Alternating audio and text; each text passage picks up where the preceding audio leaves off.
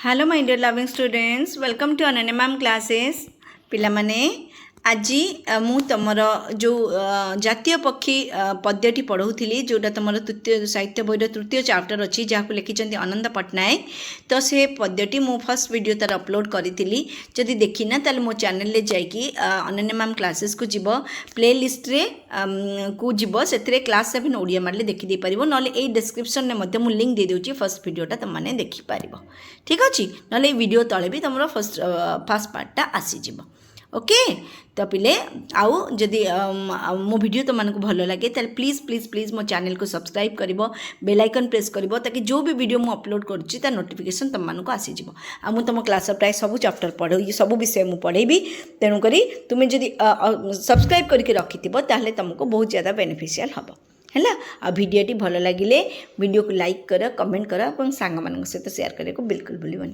Okay चल पिले एबे स्टार्ट करवा आमे केते बाट जाइथिली देख हाँ एठू एमे पढ़िबा देख जेउ असनीर शब्द शुणी पिकसुक सारी हेलेनी तुनी श्रवणे ताहार बाजंते थरे रचिला रे गीत षडज स्वरे आवेगे अनाई स्वागत हेगे न उठिला गाई कौन है ये कवि कौन कहते जेउ असनी असनी माने कौन कही मन अच्छे कि नहीं घड़घड़ी असनी माने जेउ असनीर शब्द शुणी जेउ घड़घड़ी शब्द शुणी पिक सुक सारी हेले पिक सुक सारी एम सब तुनी घड़घड़ी शब्द आम मनीष मैंने भी डरी जाती तुम्हें पिला माने भी डरी जाओ कि नहीं तो काले घड़घड़ी मारिदेव विपद पड़ तो पिक सुक से माने तो पशु पक्षी तांकर बा केतिकी बा औकात नुहे कि घड़घड़ी शब्द रे पिक सुक सारी सब चुप होगी जाकि निज घरे कौटी चुपचापिकी बसी सारे है श्रवणे ताहा बाजंते थरे रचिला रे गीत षडज स्वरे किंतु मयूर कौन कला मयूर कान जिते घड़घड़ी शब्द पड़ा से मयूर कौन कला तार श्रवण रे बाजंते थरे तार कान जिते घड़घड़ी शब्द शुणागला रचिला गीति षडज स्वर रे से कौन कला गीत गाइबा आरंभ करदेला षडज स्वर रे से कौन आवेग भरा कंठरे माने बिजुलीर स्वर रे षडज स्वर माने कौन कहल बिजुली स्वर है तीव्र गति रे माने बिजुली स्वर ओके षडज स्वर माने बिजुली स्वर रे से कौन कला ना गीत गाइबा आवेग भरा कंठरे आवेग भरा माने आवेग माने कौन अट्राक्शन सहित से स्वागत होगे न उठिला स्वागत मु तुमको स्वागत जनाऊँगी ये स्वागत गीत से माने क्या अभिमुखे वर्षार आभिमुख्य रे से स्वागत गीत गाइबा को जिते घड़घड़ी शब्द शुणिला जानिला वर्षा आसूची वर्षा एवं पहुँचब तेणुक से आवेग भरा कंठरे से कौन कला ना गीत गाइबा को लगिला बुझी हो पिले तापरे कौन है देख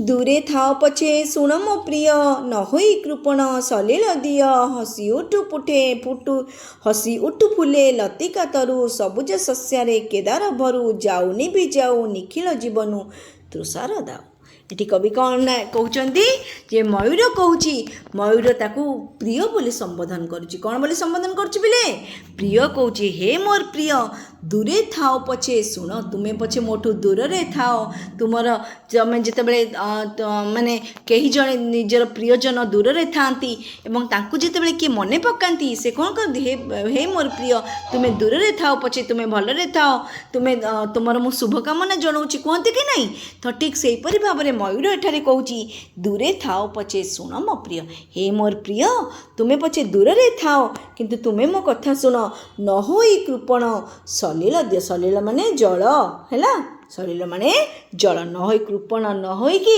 तुम्हें कौन कर तुम्हें आ कंजूस हुओनी मु तुमको अनेक दिन अपेक्षा कर रही तेणु तुम्हें कंजूस न हो कि मते जल दान ए जल दान कर सलिल दिय जल दिय वर्षा दिय हसी उठू से केवल पुणी देख से एक मागुची सत किंतु निज पाई मागुनी से कौन कहूँ हसी उठू फुले लतिका तरु ए धरा पृष्ठ रे फूल लतिका तरु समस्ते हसी उठंतु तुम जलधारा पर समस्ते अपेक्षा कर बसी तुम वर्षा टिकक पूरा जल टिकक पूरा समस्ते अपेक्षा कर समस्त मुहरे हस फुटी उठिब फूल लतिका तरु समस्ते खुशी हेबे सबुज शस्य रे केदार भरु केदार माने धरा पृष्ठ है ତ ସବୁଜ ଶୀର୍ଷରେ କେଦାର ମାନେ ଧରଣୀ ବା ଧରାପୃଷ୍ଠ ହେଲା।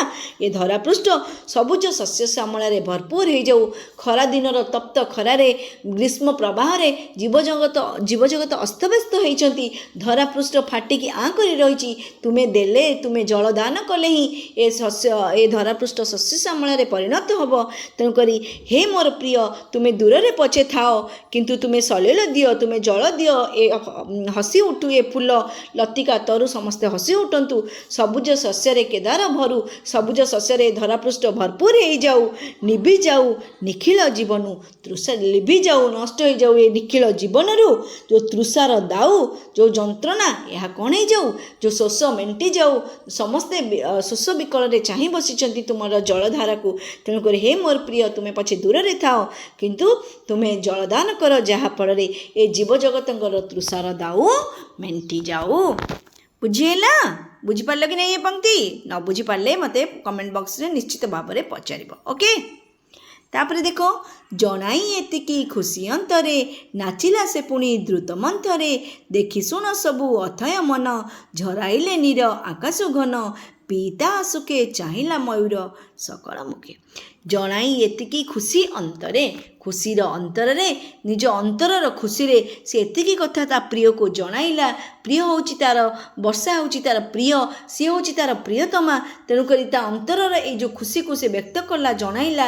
ନାଚିଲା ସେ ପୁଣି ଦ୍ରୁତ ଏବଂ ଧୀର, କେତେବେଳେ ଜୋରରେ କେତେବେଳେ ଧୀର ଗତିରେ ସେ ନାଚିବାକୁ ଆରମ୍ଭ କଲା।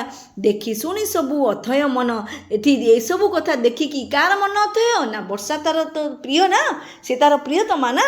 ତ ଦେଖି ଶୁଣି ସବୁ ଅଥୟ ମନ, ଏସବୁ ଦେଖି ଏସବୁ ଶୁଣି କାହାର ମନ ଅଥୟ ହେଲା ନା? ବର୍ଷାର ମନ ଅଥୟ ହେଲା। ଝରାଇଲା ନୀର ଆକାଶ ଘନ ଘନ କରିକି, ସେ କ'ଣ କଲା? ନୀର ମାନେ କ'ଣ? ବର୍ଷା। ନୀର ମାନେ ଆକାଶରୁ ଘନ ଘନ ବର୍ଷା ସେ ଝରାଇଲା। ପିଇ ତାହା ସୁଖେ ମୟୂର ତାକୁ ପିଇ ସୁଖ ଅନୁଭବ କରି ଚାହିଁଲା ମୟୂର ସକଳ। ତାକୁ ସେ ଜଳକୁ ପାନ କରିକି ସମସ୍ତଙ୍କୁ ମୁଖକୁ ଚାହିଁ ସେ ସୁଖ ଅନୁଭବ କଲା। ତେଣୁକରି ଏଠି ମୟୂରର ମହାନତା ଦେଖେଇଛନ୍ତି କବି, ଯେ ମୟୂର କେବଳ ନିଜ ପାଇଁ ଡାକି ନାହିଁ, ମୟୂର ଲୋକଙ୍କର କଲ୍ୟାଣ ପାଇଁ, ଲୋକଙ୍କର ମଙ୍ଗଳ ପାଇଁ, ଏ ଧରାପୃଷ୍ଠର ମଙ୍ଗଳ ପାଇଁ, ପ୍ରତ୍ୟେକ ଜୀବଜନ୍ତୁର ମଙ୍ଗଳ ପାଇଁ ଏଠାରେ ସେ ଭିକ୍ଷା ପ୍ରାର୍ଥନା କରିଛି ତାର ପ୍ରିୟ ମେଘ ପାଖରେ। ବୁଝିହେଲା? ତାପରେ ଦେଖ କ'ଣ ହେଲା। ଜଣେ ଥମିଥାଇ ପ୍ରସନ୍ନ ଅତି, ଆରମ୍ଭିଲା ବୀର ସମାନ ଗତି। ଚତୁରପଣେ ସେ ନର୍ତ୍ତନ ଛଳେ, ଖୋଜେ ବିନାଶିବ ଅରାତି ବଳେ। ଦେଖି ତାର ଛାଇ ବିଷଧର ଯେତେ ଲୁଚିଲେ କାହିଁ। ଆଉ କ'ଣ? କ୍ଷଣେ ଥମିଥାଇ ପ୍ରସନ୍ନ ଅତି, କ୍ଷଣରେ କିଛି କ୍ଷଣ ପାଇଁ ଥମିଯାଇ ଅତ୍ୟନ୍ତ ପ୍ରସନ୍ନ ମନରେ ଆରମ୍ଭିଲା ବୀର ସମାନ ଗତି।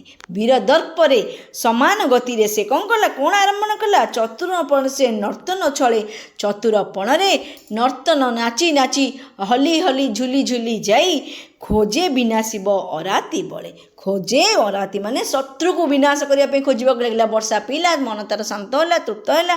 ତାପରେ ସେ ତାର ଶତ୍ରୁକୁ ବିନାଶ କରିବା ପାଇଁ ଖୋଜିବାକୁ ଲାଗିଲା। ଦେଖି ତାର ଛାଇ, ତା ଛାଇକୁ ଦେଖି ବିଷଧର ଯେତେ ଲୁଚିଲେ। ବିଷଧର ମାନେ ସର୍ପ।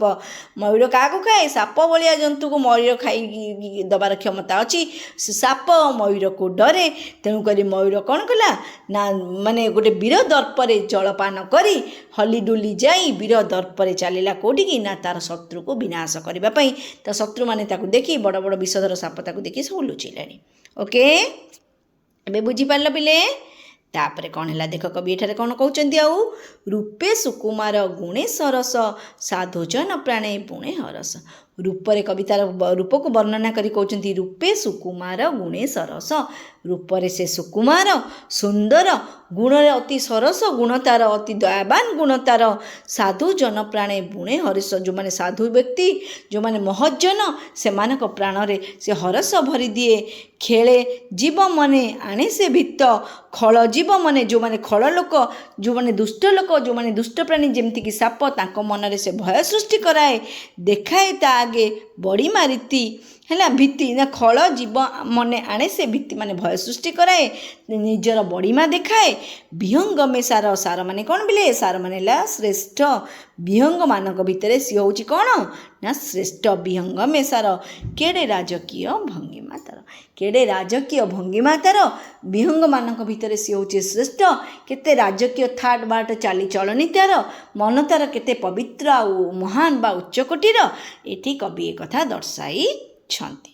ଓକେ ପିଲେ ଶେଷ ପଂକ୍ତିରେ ଦେଖିବା କବି କ'ଣ କହୁଛନ୍ତି ଭାରତର ଯେତେ ଗୁଣ ଗୌରବ ସାହସ ଶକତି ମୈତ୍ରୀ ବୈଭବ ଭାରତର ଯେତେ ଗୁଣ ଅଛି ଗୋଟେ ଭାରତୀୟ ହେବାର ଯେଉଁ ଗୁଣ ଦରକାର ସେ ସବୁ ଗୁଣ କାହା ପାଖରେ ଭରି ହେଇକି ରହିଛି ନା ମୟୂର ପାଖରେ ଭରି ହେଇକି ରହିଛି। ଭାରତର ଯେତେ ଗୁଣ ଗୌରବ ଯେତେ ଗୁଣ ଯେତେ ଗର୍ବ କ'ଣ କ'ଣ ଗୁଣ ନା ସାହସ ଶକ୍ତି ମୈତ୍ରୀର ବାର୍ତ୍ତା ବୈଭବ ମାନେ କ'ଣ ବିଭବ ମାନେ ସୌନ୍ଦର୍ଯ୍ୟ ଆଉ ନୃତ୍ୟ ଗୀତ ଶିଳ୍ପ ରୂପ ଅତୁଳ ସତେ ତାଠାରେ ହୋଇଛି ଠୁଳ ଏ ସବୁ ଗୁଣର ସମ୍ଭାର କାହା ଭିତରେ ଅଛି ନା ମୟୂର ଭିତରେ ଅଛି ବୋଲି ଏଠାରେ କବି ଜଣାଉଛନ୍ତି ଯେ ମୟୂର ଭିତରେ ଗୋଟେ ଭାରତର ଯାହା ଗୁଣ ଆମ ଭାରତୀୟ ହେବାର ଯେଉଁ ଗୁଣ ଗୌରବ ଅଛି ତାହା ସବୁ ଭରପୁର ହେଇକି ମୟୂର ଭିତରେ ଠୁଳ ହୋଇଛି ସେଥିପାଇଁ କିବା ଜାତୀୟ ପକ୍ଷୀ ସେ ଜାତି ପ୍ରତିଭା ବୋଧହୁଏ ସେଇଥିପାଇଁ ତାକୁ ଜାତୀୟ ପକ୍ଷୀର ଆଖ୍ୟା ଦିଆଯାଇଛି ଜାତିର ପ୍ରତିଭାର ଆଖ୍ୟା ତାକୁ ଦିଆଯାଇଅଛି ଯେହେତୁ ଭାରତୀୟର ସବୁ ଗୁଣ ଭାରତ ମାତାର ସବୁ ଗୁଣ ତା ଭିତରେ ଭରପୁର ହେଇକି ରହିଛି ତେଣୁ ସେ ଆମର ଜାତୀୟ ପକ୍ଷୀ। ବୁଝିହେଲା ଚାପ୍ଟରଟି ତୁମର ସରିଯାଇଛି ଆର କ୍ୱେଶ୍ଚିନ୍ ଆନ୍ସର୍ ବି ମୁଁ ବହୁତ ଜଲ୍ଦି ଅପଲୋଡ଼ କରିବି। ଆଉ ପିଲାମାନେ ମୁଁ ଯେମିତିକି କହିଥିଲି ଭିଡ଼ିଓ ଯଦି ତୁମମାନଙ୍କୁ ଭଲ ଲାଗେ ପ୍ଲିଜ୍ ଭିଡ଼ିଓକୁ କମେଣ୍ଟ କରିବ ଆଉ କେମିତି ଲାଗିଲା ଲାଇକ୍ କରିବ ଏବଂ ସାଙ୍ଗମାନଙ୍କ ସହିତ ସେୟାର କରିବ ଆଉ ଚ୍ୟାନେଲରେ ନୂଆ କରି ଆସିଥିଲେ ଚ୍ୟାନେଲକୁ ସବସ୍କ୍ରାଇବ୍ କରି ବେଲ୍ ଆଇକନ୍ ପ୍ରେସ୍ କରିଦେବ ଅଲ୍ ନୋଟିଫିକେସନ୍ ଅନ୍ କରିଦେବ। Okay thank you bye.